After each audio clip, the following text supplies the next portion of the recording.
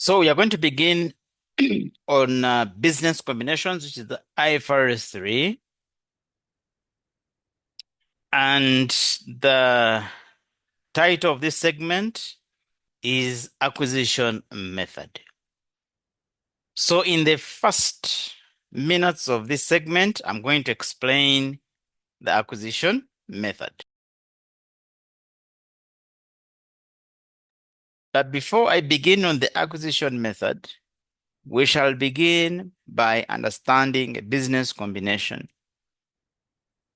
A business combination for financial reporting purposes is a transaction or other event in which the person or the acquirer obtains control of one or more businesses. Here we call the acquiree. So we have two businesses. One is the acquirer, the other one is the acquiree. The relationship between these two businesses is that of control. Okay, if I can just illustrate here, we have the acquirer, and then we have the acquiree.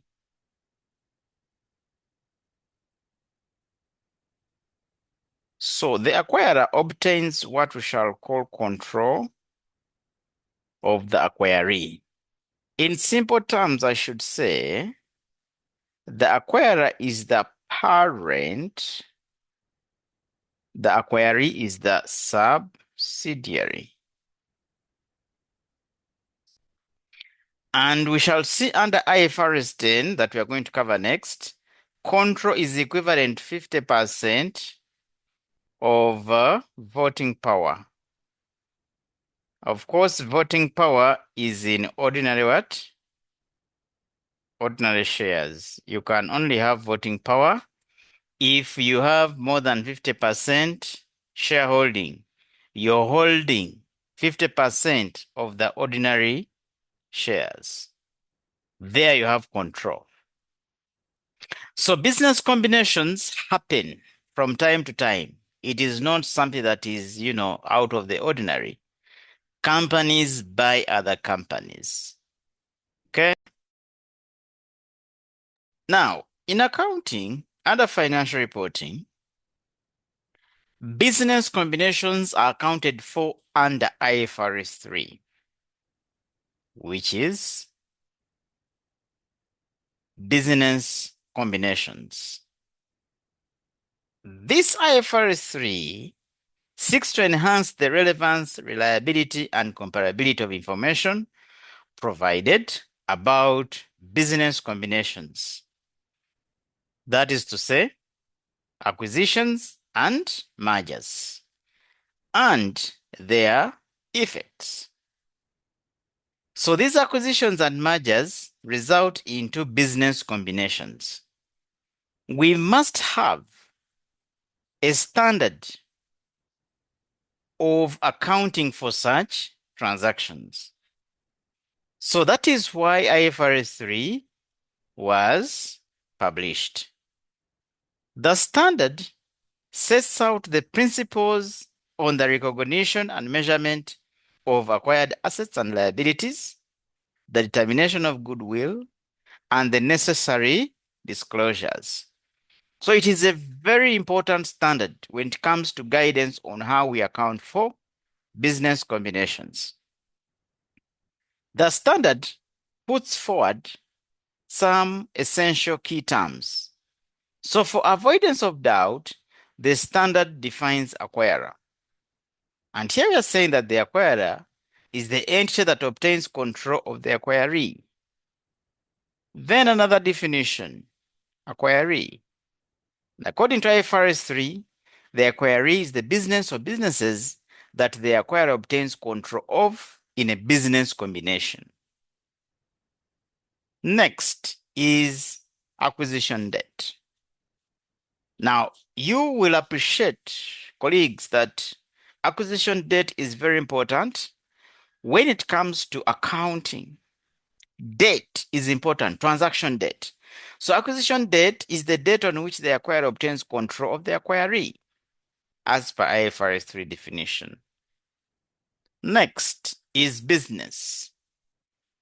IFRS 3 defines business as an integrated set of activities and assets that is capable of being conducted and managed for the purpose of providing a return in the form of dividends, lower costs, or other economic benefits directly to investors or other owners, members, or participants. So, IFRS 3 is putting business at the forefront and not just something you can just call business, but integrated set of activities and assets. And these must be capable of returning to the shareholders. The people that have put in money in these activities, in these assets, should enjoy a return in the form of a dividend, lower costs, or other economic benefits.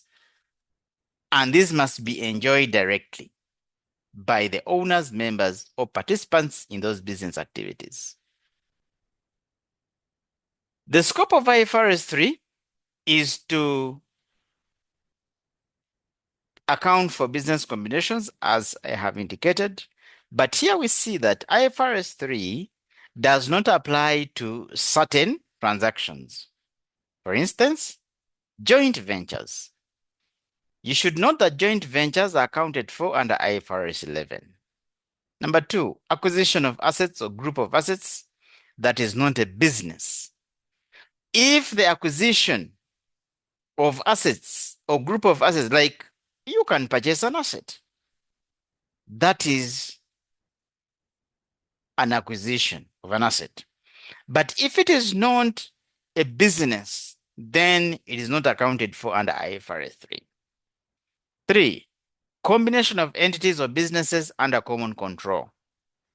That is also not accounted for under IFRS 3. And then number 4, acquisitions by an investment entity of a subsidiary that is required to be measured at fair value through profit or loss under IFRS 10, consolidated financial statements. Of course, this one is accounted for under IFRS 10, as we shall see ahead.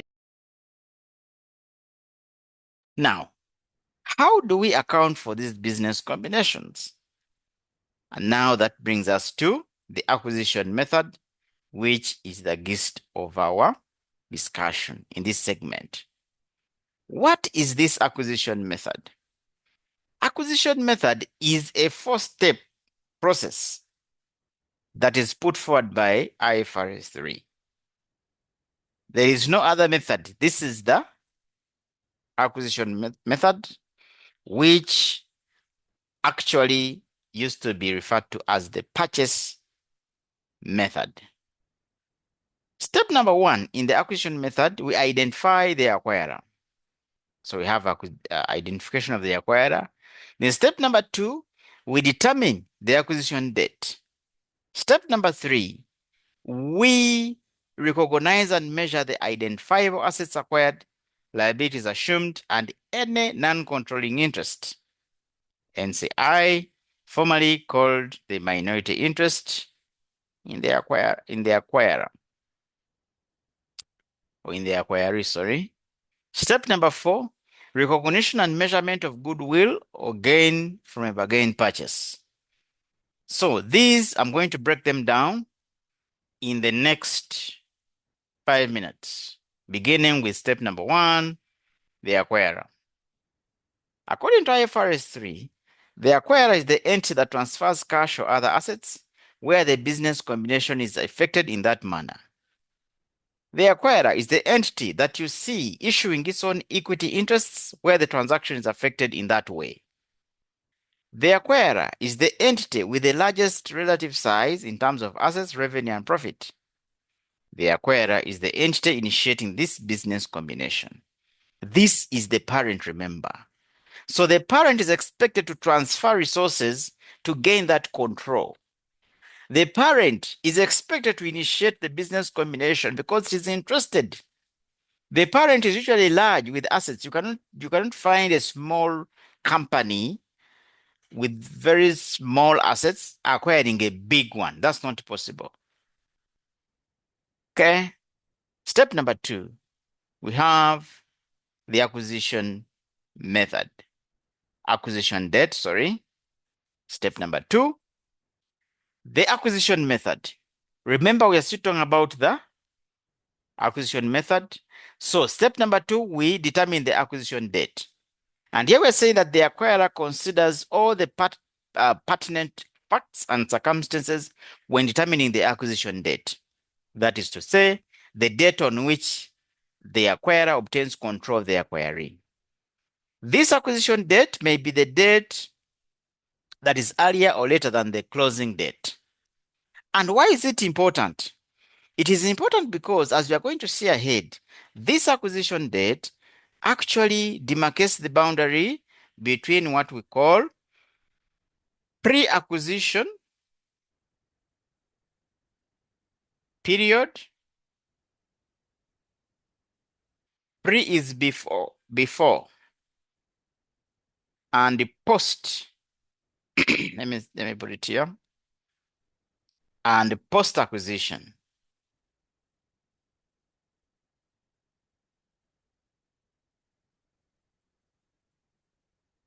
Period. This is after. So in between here is the acquisition what? Is our acquisition date. The accounting for pre-acquisition assets, liabilities is not the same as the accounting for post-acquisition assets, liabilities, incomes, expenses, as we are going to see. So it is very important, very, very important to take note of the acquisition date. 3, the acquired assets and liabilities. IFRS 3 establishes the following principles in relation to the recognition and measurement of items arising in a business combination. It talks about recognition principle, which requires that the identifiable assets, acquired liabilities assumed, and the non-controlling interest in the acquiree are recognized separately from goodwill. And then it puts forward the measurement principle that all assets acquired and liabilities assumed in a business combination are measured at acquisition date fair value. Acquisition date fair value, keyword. You can see that we have started using the acquisition date. Now, fair value is a measurement basis that we have in our conceptual framework. The conceptual framework of financial reporting gives several methods or several measurement bases. We shall see assets being measured at historical cost, replacement cost, fair value, and so on. We must be sure the measurement basis for assets, liabilities, or any other element of financial statement under a given circumstance. We shall see ahead that biological assets are measured at fair value. We shall see ahead that property, plant, and equipment is measured at historical cost, and so on. So for the different elements of financial statement that we are going to discuss, we shall see that the measurement bases are different. So IFRS 3 comes out to give us clarity on the recognition principle and the measurement principle. Don't mind about identifiable assets acquired. I'll be explaining that. But what are these? These are the assets, liabilities that the acquirer obtains from the acquiree, takes control. They must be measured at the acquisition date fair value. Then we have goodwill. We are going to spend a lot of time on goodwill. In fact, our next segment will be talking about goodwill. IFRS 3 comes out to give us guidance on how to calculate goodwill. Each time a business combination happens, goodwill is going to arise. This goodwill is measured as the difference between the aggregate of the value of consideration transferred, generally at fair value, the amount of any NCI, non-controlling interest, and number 3, in a business combination achieved in stages, the acquisition date fair value of the acquirer's previously held equity interest in the acquiree, and then the net of the acquisition date amounts of identifiable assets acquired and the liabilities assumed, measured in accordance with IFRS 3. So this goodwill is actually what we are seeing here is a formula. They are saying that we get this. Sorry about that. They are saying that we get sorry about that.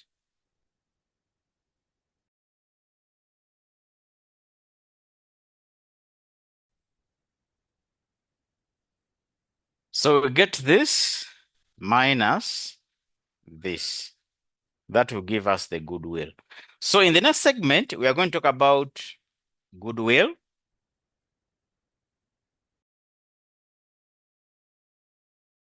and that is our acquisition method for accounting for business combinations.